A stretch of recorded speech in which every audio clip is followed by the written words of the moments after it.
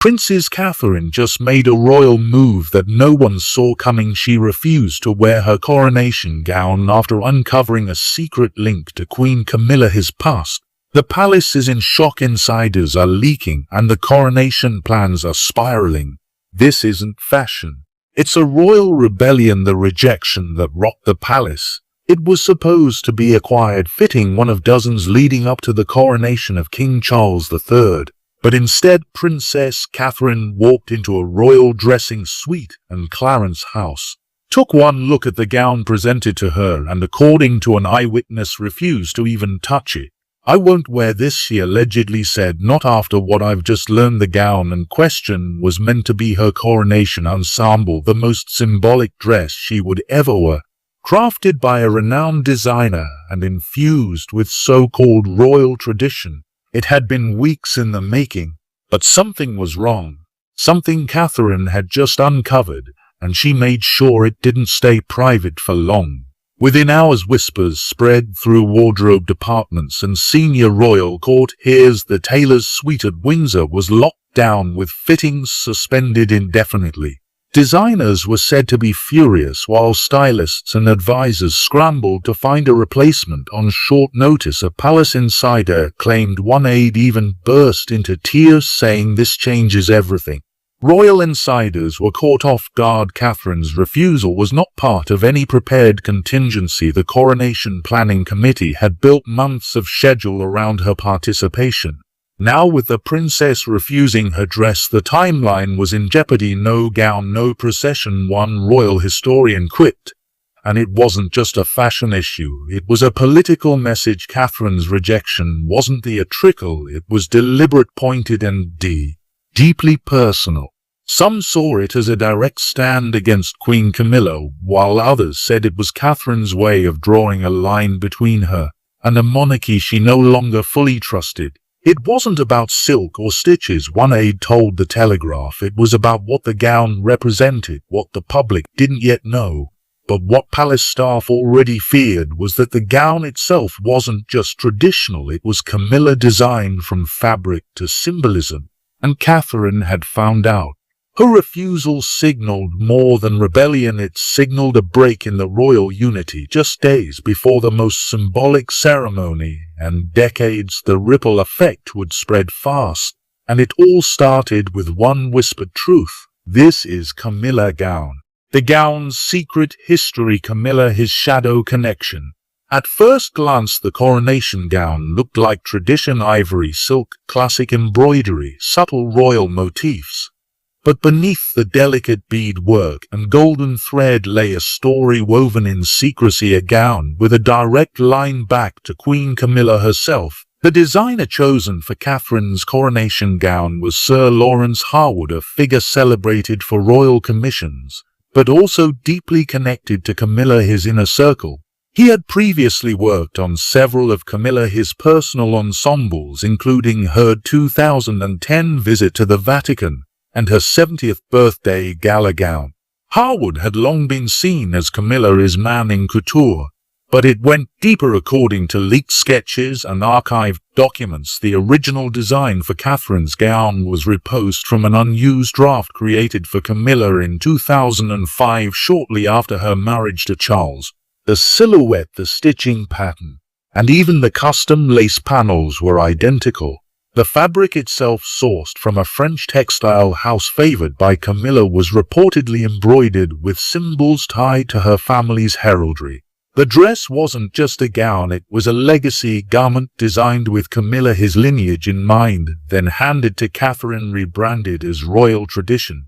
The palace had hoped the origin would never surface, but Catherine found out. Insiders say it was during a routine meeting with her stylist that she questioned the odd floral emblems stitched into the sleeves. When asked, the designer hesitated. Catherine reportedly ordered a full background check on the gown's development. Fabric source, sketch, origin, design, approval trail. What came back stunned her team. It's not hers, one of Catherine's aides allegedly said. It was never meant for her. When Catherine confronted the issue privately, palace officials were said to be dismissive, calling it a shared royal resource. But Catherine saw it differently, as a quiet attempt to erase her identity and place in Camilla's shadow, quite literally draped in it. The public would never have known had she worn the dress on. Her silent refusal became a scream of defiance. Now, with the gown exposed as a symbol of Camilla, his past influence, the question wasn't just what Catherine would wear, it was what else had Camilla touched that the world still didn't see. Inside the conspiracy who engineered the gown selection.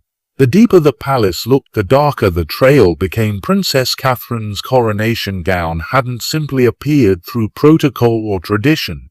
It had been pushed through quietly and deliberately by a tightly knit web of Camilla. His loyal insiders and Catherine's team soon realized they'd been completely sidelined. It started with the design approval process, typically handled by Catherine's personal staff in Calabria, ration with senior palace officials. But this time the entire workflow had been bypassed. The initial draft had already been signed off before Catherine's team ever saw it.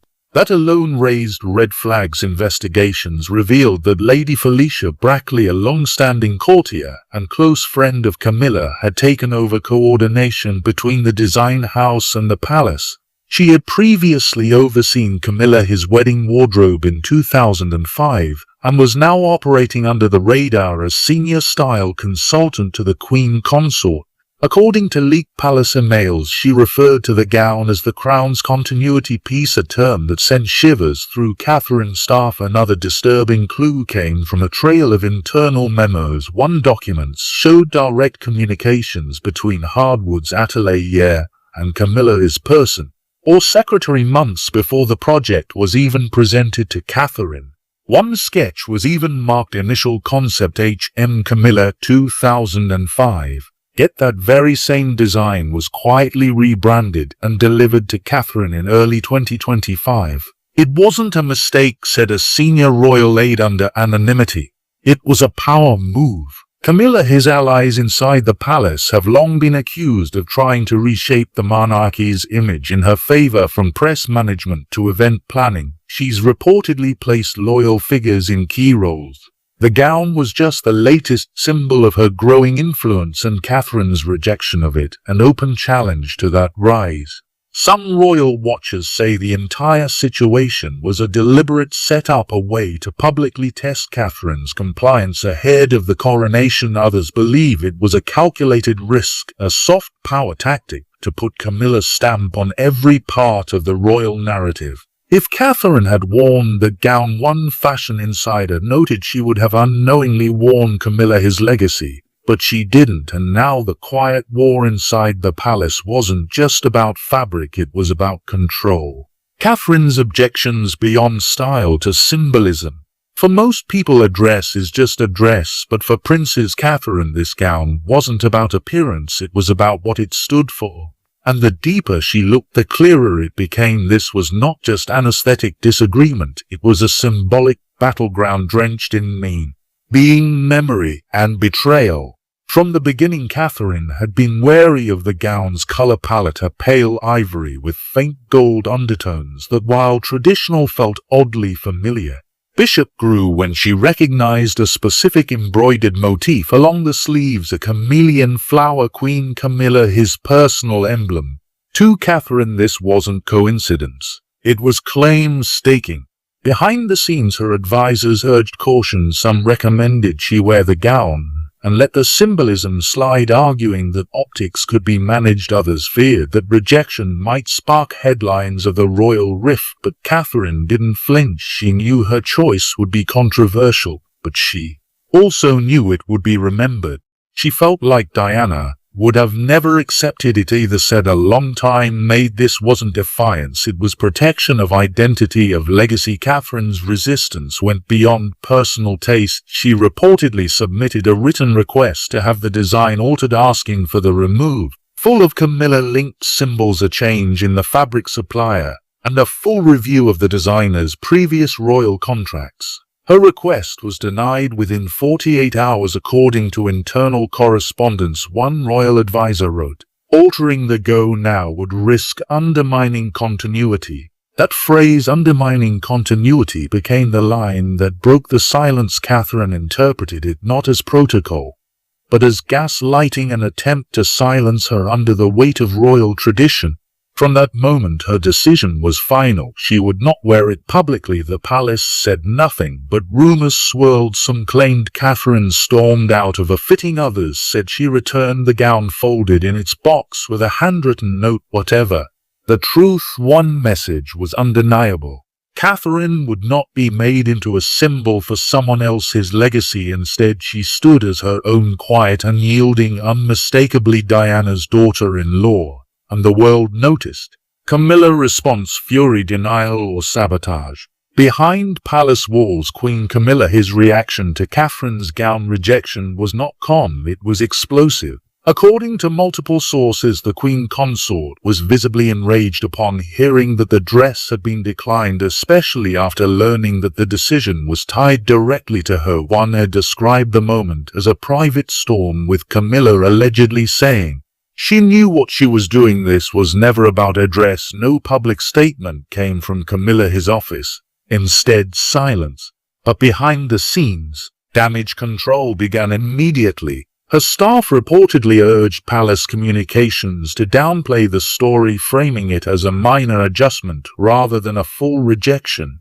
Leaked internal emails show discussions of redirecting press attention to other royal engagements, even pitching unity stories between Catherine and Camilla, two sympathetic outlets. Still, the leaks kept coming. Insiders close to Camilla described her as feeling betrayed in so, listing that the gun's symbolism had been misread, and that she had only ever wanted to help modernize tradition. But other reports painted a different picture of a queen deeply involved in every stitch of that gown, even reportedly signing off on its fabric and crest details.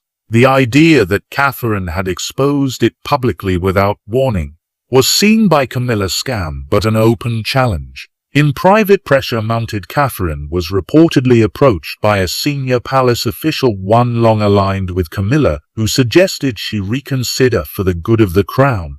Some even believe the palace quoted a veiled threat: either wear the gown or risk being excluded from key moments in the coronation.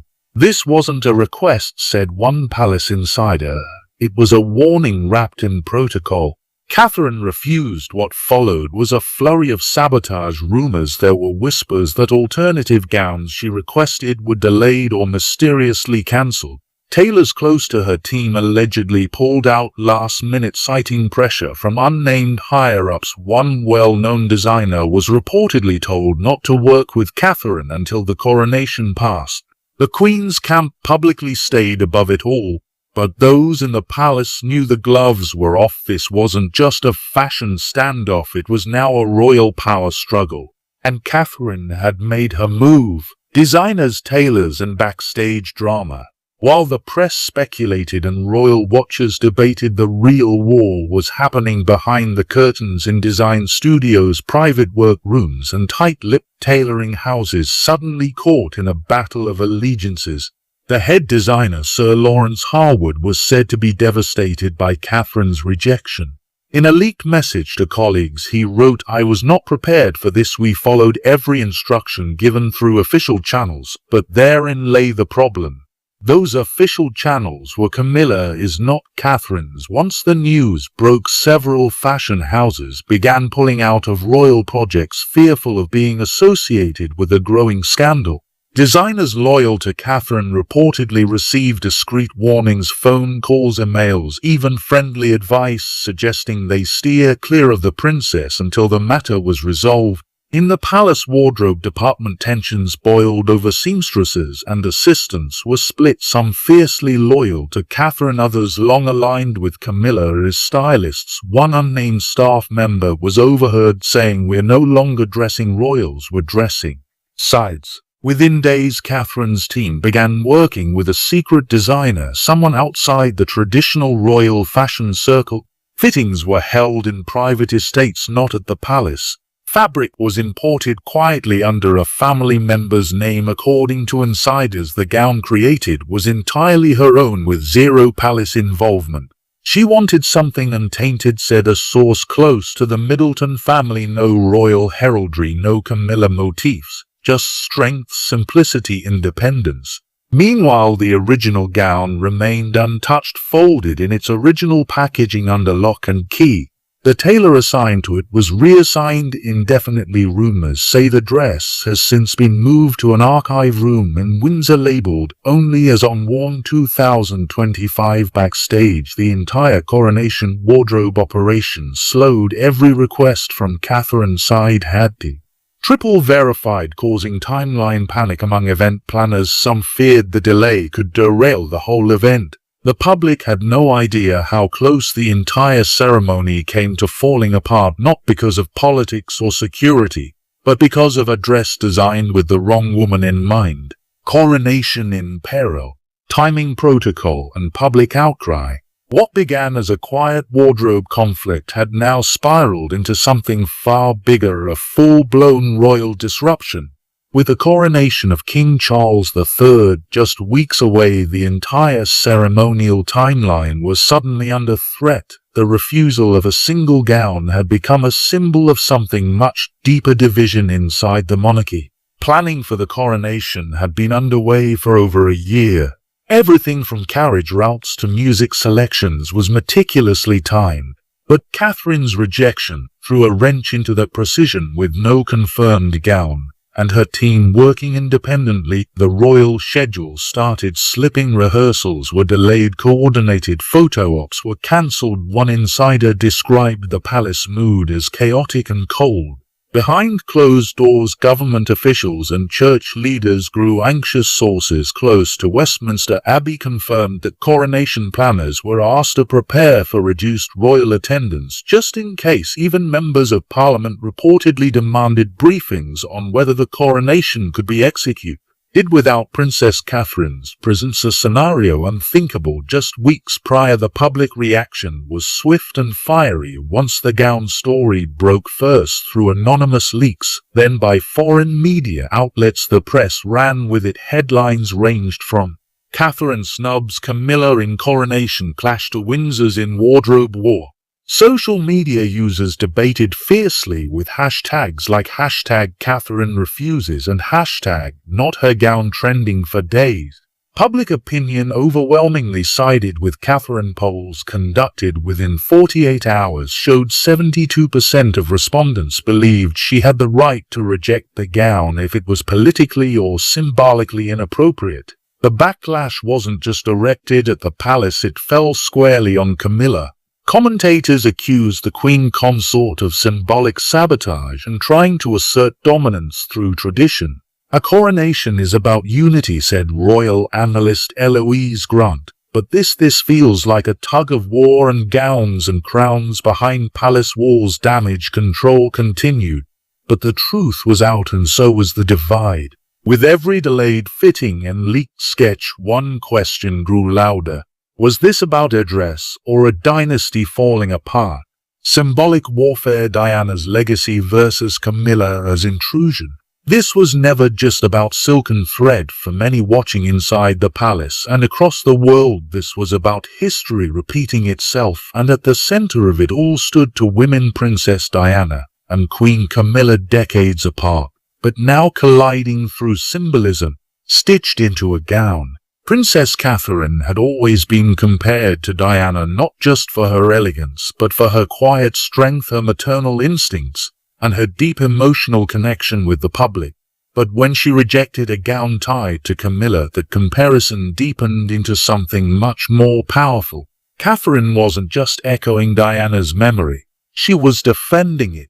The chameleon emblem hidden in the embroidery of the rejected gown felt like a final insult to Diane, his legacy. Too many. It was a bold attempt to override history, placing Camilla's symbolism onto the next queen consort, as if erasing the woman who had once worn that title in the people's hearts. Public reaction was intense. Letters flooded the palace, many from Diana supporters demanding the removal of any Camilla-related symbolism from future royal garments. Others called for the coronation to include a tribute to Diana, seeing Catherine's rejection as a silent protest against a system that had tried to silence her mother-in-law decades ago. Diana was pushed aside for Camilla, said one emotional radio caller. Now they want to wrap her daughter-in-law in the same lies. Not again. Media headlines fed the flame. Ghost of Diana returns. Read one cover. Another ran with Princess versus Queen. Round 2. Royal historians warned that such direct comparisons were dangerous, but it was too late. The public had chosen its sides and most were standing with Catherine. Inside the palace, the impact was deeply felt. Some courtiers reportedly feared a public sentiment collapse if Catherine withdrew entirely. Camilla supporters tried to pivot, suggesting the design was misunderstood, but few bought it. The symbolism was too precise to personal. This wasn't a fashion crisis, it was a symbolic war. And the battleground, a gown designed with Camilla past, but meant for Diana's legacy to wear. Alliance lines drawn, who backs whom inside the palace. The gown was just the trigger. What it uncovered was something far more dangerous, a divided royal house where loyalty no longer flowed with blood, but with politics, memory and ambition. Once Princess Catherine stood her ground, it became clear the palace was choosing sides. Behind the scenes, Prince William reportedly backed his wife with full force. "Whatever you need, you have it," he was quoted saying his loyalty wasn't just personal, it was symbolic. By standing with Catherine, he also stood with Diana's memory and against the quiet influence Camilla had built within the monarchy. Others quietly joined their camp. Princess, unknown for her from values and independence, was said to be privately supportive, urging behind closed doors or Catherine's decision to be respected. Even Sophie, Duchess of Edinburgh, reportedly sympathized, hinting that the palace had overstepped by pushing Catherine into a gown she never approved. But Camilla was not without her defenders. Lord Chamberlain Edward Fitzwilliam, one of Charles and Camilla his most trusted officials, allegedly warned Catherine's team that her refusal undermined royal continuity. Longtime Camilla loyalists in protocol and wardrobe department dug him, claiming the design had palace approval and changing it now would embarrass the crown. Staff were caught in the crossfire. Whisper networks